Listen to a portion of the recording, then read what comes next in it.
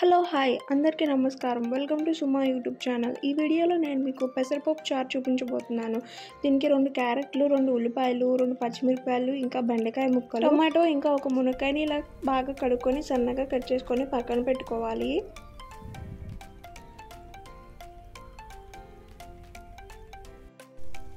ముందుగా ఒక నిమ్మకాయ సైజ్ చింతపండుని కడుక్కొని నానబెట్టుకోండి, ఇలా పక్కన పెట్టుకోండి.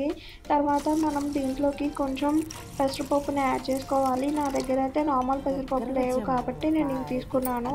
మామూలుగా అయితే అవి కొంచెం ఫ్రై చేసుకొని ఇలా బద్దలుగా చేసుకొని వేసుకుంటే చాలా టేస్ట్గా ఉంటుంది.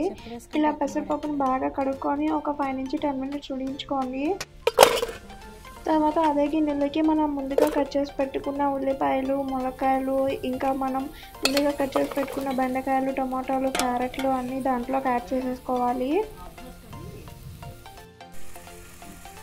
ఇలా మనం కట్ చేసి పెట్టుకున్న ముక్కలని యాడ్ చేసుకున్న తర్వాత దాంట్లోకి 1 స్పూన్ ఉప్పు, ఇంకా 1 స్పూన్ కారం, ఇంకా 1 స్పూన్ సాంబార్ పొడిని యాడ్ చేసుకోవాలి. సాంబార్ పొడి లేని వాళ్ళు కొంచెం పసుపు, 1 అర స్పూన్ ధనియాల పొడి, 1 అర స్పూన్ జీలకర్ర పొడిని యాడ్ చేసుకొని ఇలా వాటర్ని యాడ్ చేసుకొని మొత్తం ఉడికించుకోవాలి.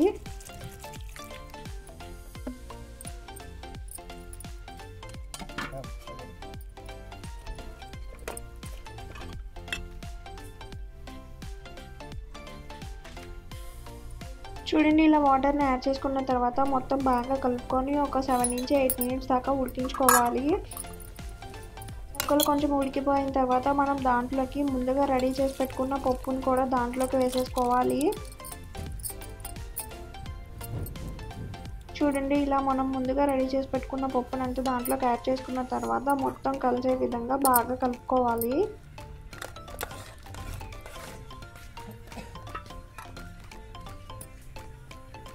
రెడీ చేసి పెట్టుకున్న పెసరపప్పును కూడా యాడ్ చేసుకున్న తర్వాత మనం చింతపండు రసం తీసుకొని దాన్ని కూడా దీంట్లోకి యాడ్ చేసేసుకోవాలి. యాడ్ చేసుకొని బాగా కలుపుకొని ఒక 5 నుంచి 7 మినిట్స్ ఉడికించుకోవాలి.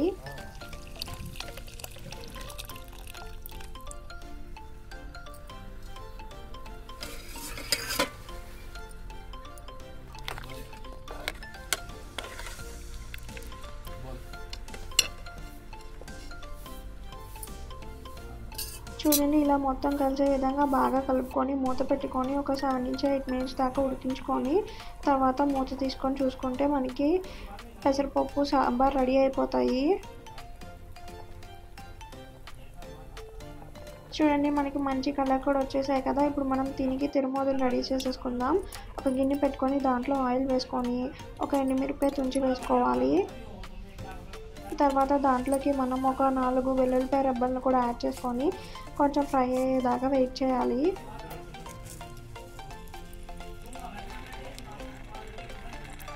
చూడండి, ఇవి కొంచెం ఫ్రై అయిపోతున్నాయి కదా. ఇప్పుడు మనం దాంట్లోకి తిరుమూత దినుసులు కూడా యాడ్ చేసేసుకుందాం. తిరుమూత దినుసులు ఇంకా కొన్ని ఉల్లిపాయ ముక్కలు కూడా యాడ్ చేసుకొని గోల్డెన్ బ్రౌన్ కలర్ వచ్చేంత వరకు వెయిట్ చేయాలి.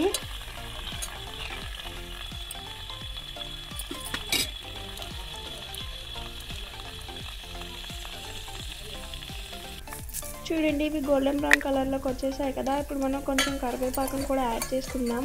కరివేపాకుని యాడ్ చేసుకున్న తర్వాత మనం ముందుగా రెడీ చేసి పెట్టుకున్న పెసరపప్పు చారులోకి దీన్ని యాడ్ చేసేసుకోవాలి.